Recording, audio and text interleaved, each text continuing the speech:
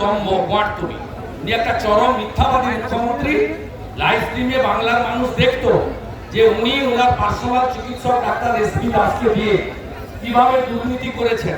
আজকে সন্দীপ ঘোষের বাড়ি থেকে ডাক্তারি মেডিকেল পরীক্ষার খাতার প্রশ্ন পাওয়া যায়, ভাবতে পারছেন? আমি তো তালিকা প্রকাশ করে দিতে পারি, নির্মল মাঝি সহ ভুয়া ডাক্তার, ভুয়া শিক্ষকদের। কিন্তু একটা জিনিস যত কেস দিবে তত আজকেই কলকাতা হাইকোর্টের মহামান্য বিচারপতি রাজশ্রী ভরদ্বাজ হাওড়া পুলিশ এবং কলকাতা পুলিশকে ভৎসনা করেছেন। 4 জন ছাত্র নেতাকে গ্রেফতার ইলিগ্যাল ঘোষণা করেছে কলকাতা হাইকোর্ট। আজকে মুখ্যমন্ত্রী লাইভ স্ট্রিমিং নিয়ে বলছেন যে সুপ্রিম কোর্টের বিষয়টি বিচারাধীন, তাই লাইভ স্ট্রিমিং কথা বলছেন। উনি যখন খিচমেরি ফটো করেন সামনে পিছনে ক্যামেরা নিয়ে ঘুরেন, আপনাদের ক্যামেরা থাকে কখনো চা বাগানে, শীতকালে চা বাগানে চা হয় না, কুয়াশাতে গেছিল ধাপ্পাবাজ চিটিংবাজ মুখ্যমন্ত্রী। কুয়াশাতে গিয়ে চা শ্রমিকদের ডেকে চায়ের ছবি তুলেছে এদেরকে দিয়ে। ঘাটালে গেছিল, শুকনো জায়গায় দাঁড়িয়ে আছে, ছবি তোলার জন্য জলে নেমেছে। ওটা তখন মনে ছিল না। উনি বলছেন যে কিছু রাজনৈতিক নেতা জুনিয়র ডাক্তারদের মদত দিচ্ছে, কিছু রাজনৈতিক দল জুনিয়র ডাক্তারদের মদত দিচ্ছে, উনি বারবার বলছেন। অন্য কে দিচ্ছে জানি না, বিজেপির সঙ্গে আমাদের নৈতিক সমর্থন ওদের সঙ্গে আছে। ওদের অরাজনৈতিক লড়াই আমাদের বাড়ির ভাই বোনেরা ছেলেরা, আমার পরিচিত তো 100 জন আছে। নারকোটিক্স খারিজ করে দিল শিয়ালদা কোর্ট, নারকোটিক্স খারিজ করে দিল শিয়ালদা কোর্ট আজকে। সেটা ইনভেস্টিগেটিং এজেন্সি লোয়ার কোর্ট খারিজ করলে আপার কোর্টে যাবে। সন্দীপ ঘোষ পারমিশন দেয়নি বলে খারিজ করে দিল। আমি সুপ্রিম কোর্টে বুধবার দিন সিবিআই স্ট্যাটাস রিপোর্ট বা তাদের যে রিপোর্ট সাবমিট করার আগে আমাদের কারো মন্তব্য করা ঠিক না। সুপ্রিম কোর্ট যে বিষয়টা দেখছে আমাদের আস্থা সুপ্রিম কোর্টের উপর রাখা উচিত।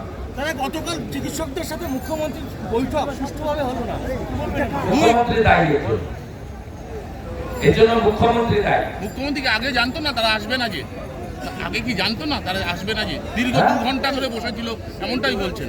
না না, উনি ওই ছবিটা তুলে রেখেছেন কপিল সিবালের বুদ্ধিতে, সুপ্রিম কোর্টে দেখাবেন যে আমি বসেছিলাম ওরা আসেনি। শুভেন্দুদা, এই ধরনের অডিও ক্লিপ সামনে এনে কি উল্টে জুনিয়র ডাক্তারদেরকে আন্দোলনে হুঁশিয়ারি দেওয়া হচ্ছে? এই যে অডিও ক্লিপ সামনে আনা, যেখানে জুনিয়র ডাক্তারদেরকে ভয় দেখানো হচ্ছে, ওরা ভয় পাওয়ার না। সুপ্রিম কোর্ট দেখিয়েও যাদের টলানো যায়নি, তাদের দৃঢ়তা, তাদের অর্জুনের লক্ষ্যভেদের মতো একাগ্র চিত্তে লক্ষ্য অবিচল থাকা, তারা প্রমাণ করে গেছে, ওরা পাস করে গেছে।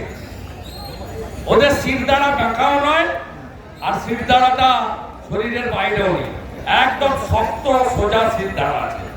ওরা প্রমাণ করে দিয়েছে। এইসব ভয় দেখিয়ে কিছু লাভ হবে, কোনো লাভ হবে আমাদেরকে পারেনি।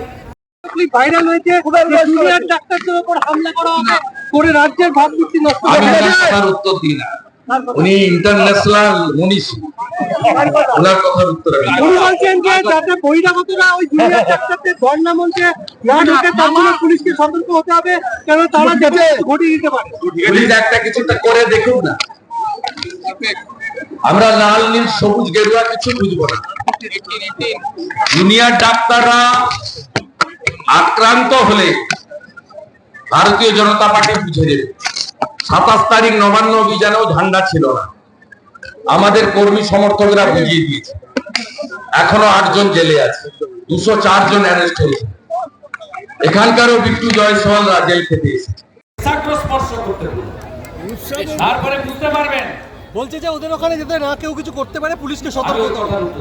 আর মুখ্যমন্ত্রী এক্সট্রা লিখেছেন যে 29 জন বিনা চিকিৎসায় মারা গেছে জুনিয়র ডাক্তারদের। মুখ্যমন্ত্রী কোভিড আর ডেঙ্গুতে মৃত্যুর সংখ্যা কমান, আর এখন মৃত্যুর সংখ্যা বাড়াতে ব্যস্ত।